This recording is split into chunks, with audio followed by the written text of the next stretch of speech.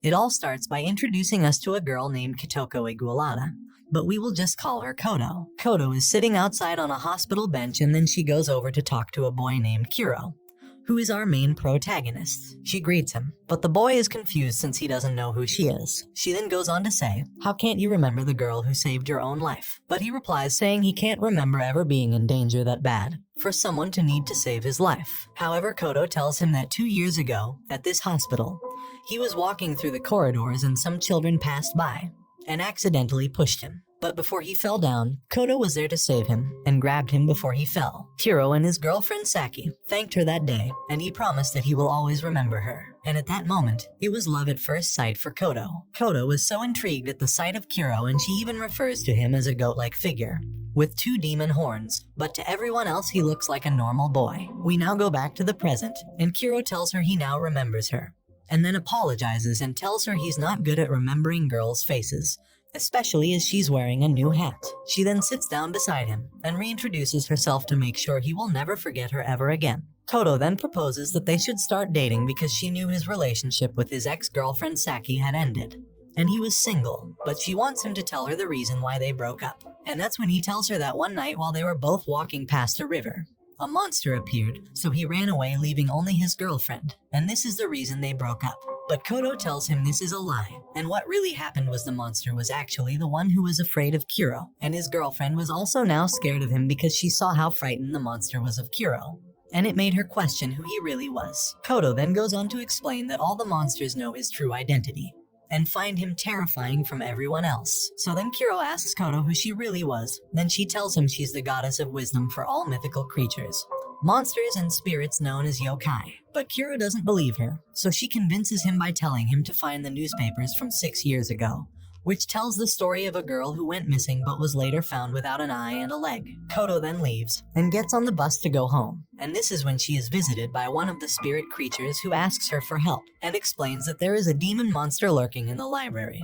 But she tells him that she will take care of it tomorrow because she's following Kuro. The next day we see that Kuro found the newspaper about Kodo and learns about what happened. Kodo asks him if his investigation is enough proof for him to believe her, but he says that this still doesn't prove she's a goddess of wisdom. And just at that moment, a human transforms into a fox right in front of him and tells Kodo that the library has been broken into by the monster and asks her for help. The fox takes one look at Kuro and is frightened out of his mind just by simply looking at him. After seeing the fox transform, he tells her that he now believes her story, and then they both head over to the library. When they arrive at the library, she tries talking with the monster, but it ignores her command and tries to attack her. Since Kuro can't control it either, they then try to escape. But after running for a while, he turns around and stands in front of the monster and it ate his whole arm. Kodo gets scared, but we see that Kuro is immortal and has body regeneration, and the monster dies after eating Kuro's flesh. Kodo is shocked by this and starts asking Kuro to reveal who he really is. And then Kuro says, "You can just ask your mythical creatures who I am." He also tells her that when he was younger he ate 2 kinds of demon meat, which gave him immortal powers. The next day, Kuro goes to visit his cousin at the hospital, and there he sees Kodo. They talk about what happened in the library yesterday, and she asks him about his arm. He tells her that he's fine, and says when he was younger one of the meats he ate was from a mermaid, and that's why he has full body regeneration. But Kodo says that by eating mermaid meat you also inherit eternal youth.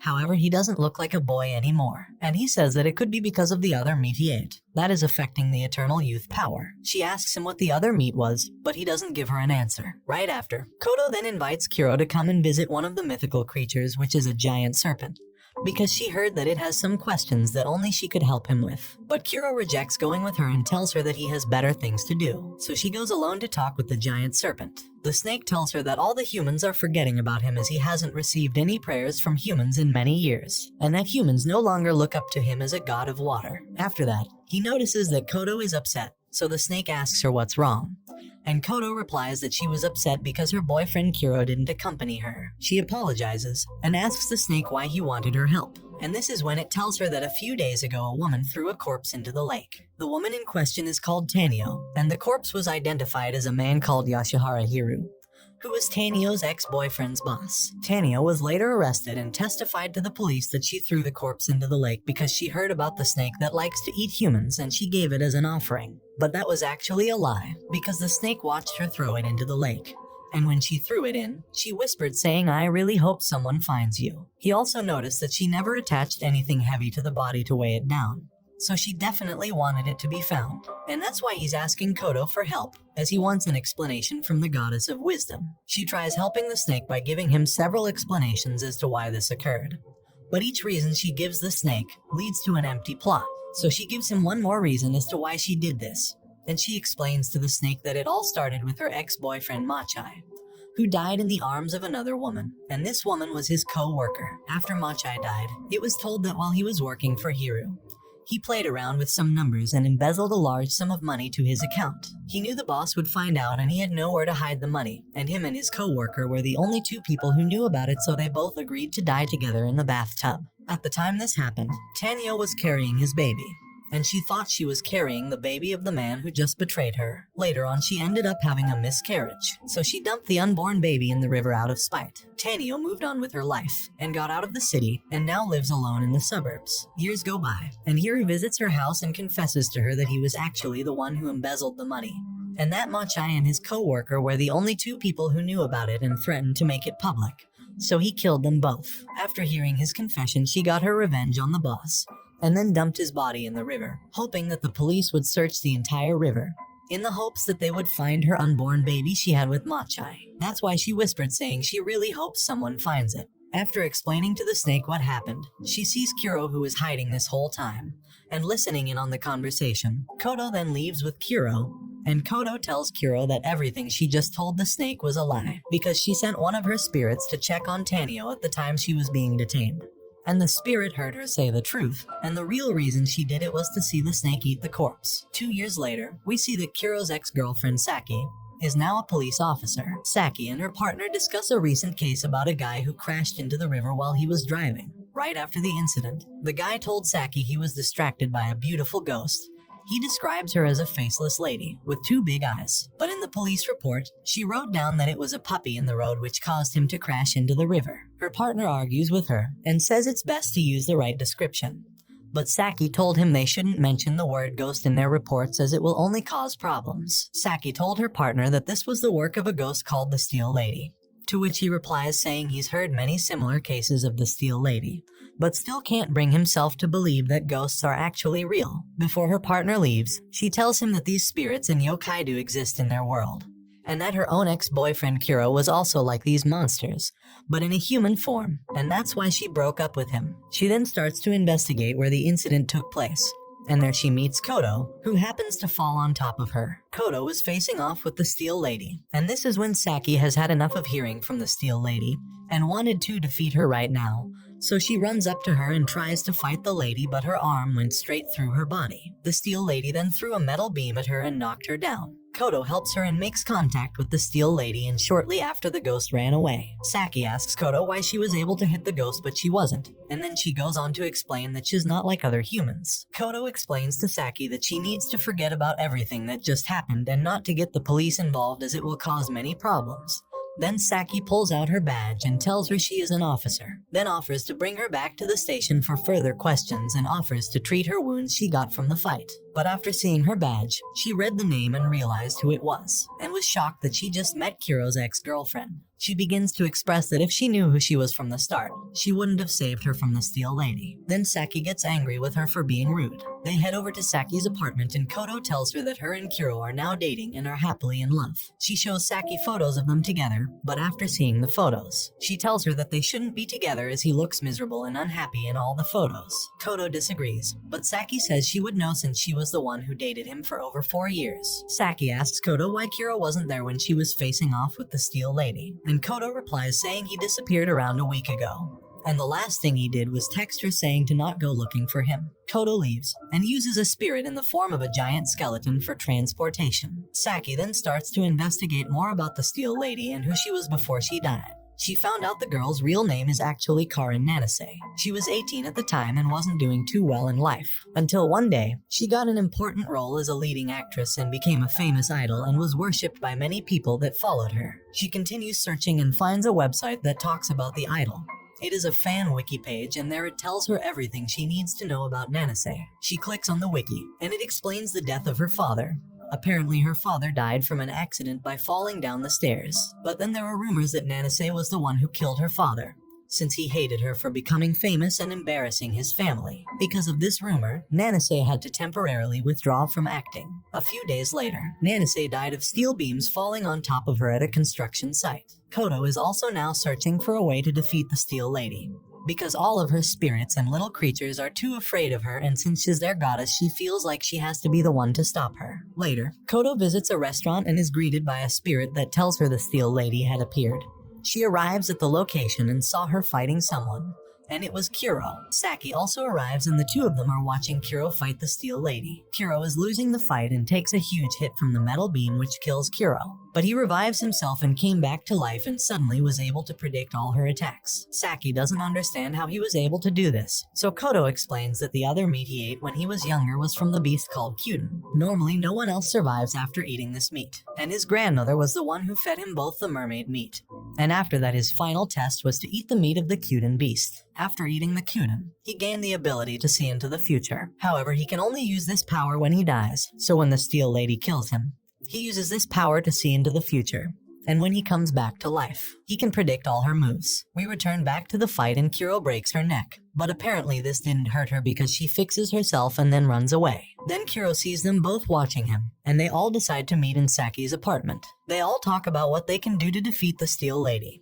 And that's when Kodo explains that she is a different type of ghost from the rest of the Youkai spirits because she was created by the imaginations of humans who idolized her. These people gave it a name and an appearance, so it ended up becoming real. Saki asks Kodo how so many people were able to think of the same image in order to bring her to life, and she tells her it was because of the wiki page her fans created. So to stop her, they have to rewrite the story of the Steel Lady and make it interesting enough so everyone stops believing the Steel Lady is a real ghost. And if they can do this, all the believers of the Steel Lady will change their minds and she will cease to exist. To proceed with this plan, Kodo needs more information and asks Saki for her investigation files. The files have all the necessary information about Karin Nanase. They go to the place of the incident, and with the help of a ghost they verify that she was indeed crushed by the metal beams. However, she never actually moved out of the way, almost like she wanted to be crushed. They talk to the ghost, and they all agree that they should come up with a fake narrative to replace the old one, and finally get rid of the Steel Lady. To confirm the story will be a success, they can use Kuro's power to see into alternate futures, and he can see the future of where the Lady Nanase will no longer exist. That night, we also see that Saki's partner was a victim of the Steel Lady. With the news of this spreading, Kodo's chances of defeating the Steel Lady decrease, so she starts thinking fast to come up with a story to defeat the Steel Lady once and for all. After a few hours, she has 4 solutions to be able to get rid of the Steel Lady. But this leaves her very tired and she wants to sleep, so Saki and Kuro head out to get some food. She asks Kuro why he's dating Kodo since she's not his type. And she also tells him that she knows the truth, that he is in love with his cousin Rika, who has been in the hospital for over 3 years. And this is who Kuro regularly visits. They go to meet his cousin, but when they meet her, Saki was frightened just like the time she broke up with Kuro. Kuro explains to Saki that even though she's sick, she won't die because she has the same powers as him. And she also ate both of the demon meats. After Kodo wakes up, she talks with Saki, who asks her if she knew about Rika having the same power as Kuro. She tells Saki that she knew about this and they start piecing together who she really is. Kodo explains that after they discharged her from the hospital, she stayed with them for a few weeks. At first they didn't get along, but over time they became friends. While she was staying there, she noticed that Rika was always on the computer and also liked to create art. But one day, she suddenly left. She never realized up until now that she was the one who created the page of the Steel Lady, as she has the same painting style as the image shown on the wiki. But Kodo could never imagine that she was the one behind this. She then realized that Kuro already knew about Rika being the creator of the Steel Lady, and that's why he was gone for over a week, because he went out to go find her, and that's why he told Kodo not to go looking for him. This is why it's been so hard to defeat the Steel Lady, because Rika has been using her power to see the future, and she always finds the one where people believe in the Steel Lady the most. But each time she uses the power, she dies and comes back to life, making her body frail, as she's done this hundreds of times to keep the ghost alive. A Youkai spirit visits Kodo and told her she found the Steel Lady, and Kodo says this will be the final night to defeat her. They will need Kuro to fight the Steel Lady while Saki and Kodo write fake stories on the wiki page to try and convince the masses to stop believing in her. so she gets weaker and finally disappears. Rika is seen using her power, where she chooses a future where the Steel Lady will still exist, and Kuro is trying to do the opposite. Kodo tries to convince people on the site that the ghost isn't real, and that it's an actual person dressing up as the Steel Lady in order to get away with committing crime, because they know that police investigations will never lead toward the real culprit. However, she fails to convince the people on her theories, and they always contradict her arguments. She tries telling them many other reasons as to why she doesn't exist but fails. So this leads to her fourth and final story, where she tells the wiki that Karin Nanase is actually still alive, and she wanted to find a way to get out of the spotlight due to all of the rumors about her killing her father, which led to her being abandoned by the rest of her family and her sister, and she wanted a fresh start. She does this by finding a look-alike of herself, and when she met her, they started talking and became friends. One day, she asked her for a favor, which was to become a decoy and help her direct the paparazzi away from the location. She agrees to help Nanase and begins to dye her hair and wear Nanase's clothes. She tells her to run into the construction site and she will meet her there later. She then hit her unconscious, and right after crushed her face with the steel beam so she couldn't be fully identified. This way Nanase could pretend to be her instead and live a normal life. But some of the users start asking what was the point of Steel Lady Nanase if the real Nanase was actually alive. And then other users point out that the real Nanase might be the one who created her and made the wiki herself in order to make the world believe she was really dead. Thanks to this, everyone started to believe that Nanase was actually still alive. And she created the website herself in order to hide the fact that she was alive, and this is when Kuro finally defeats the ghost, and she disappears from existence. Their final step is to find Kuro's cousin and defeat her. But I guess that will happen in Season 2 of Spectre. Thanks for watching. Don't forget to like and subscribe if you enjoyed, and turn on the notification bell so you never miss out on another video. Until next time guys, take care.